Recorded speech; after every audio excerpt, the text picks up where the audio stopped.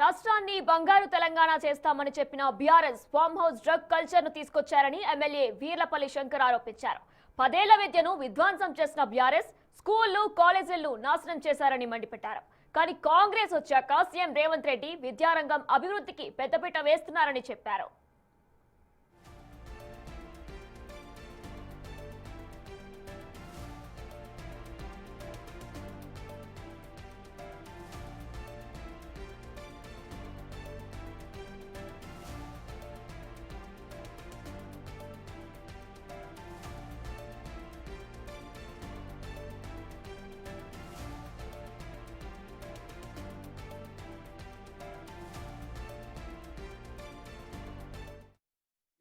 చిన్న పిల్లలకు కూడా ఒక పౌష్టికాహారం ఇవ్వాలి, వాళ్ళు బలహీనంగా ఉండడానికి వీలు లేదని చెప్పి పాలు, రాగి జావ, ఒక ప్రోటీన్ ఫుడ్ కూడా ఇవ్వడానికి ఈ రాష్ట్ర ప్రభుత్వం ముందుకొచ్చింది. కాబట్టి కొందరు ఇటువంటి కార్యక్రమాలు తీసుకుంటే అసెంబ్లీలో చెవులో పూలు పెట్టుకొని తిరుగుతూ ఉన్నారు.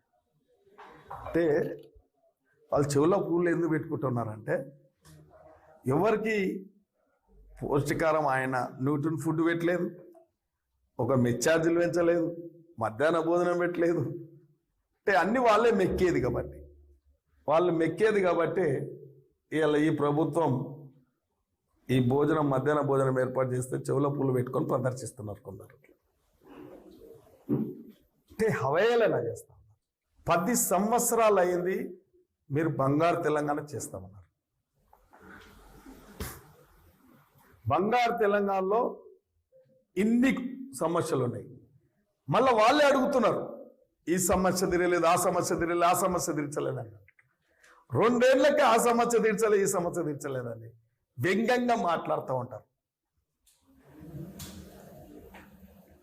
ఇలా మీరు చూడండి, విద్యనంతా విధ్వంసం చేసింది.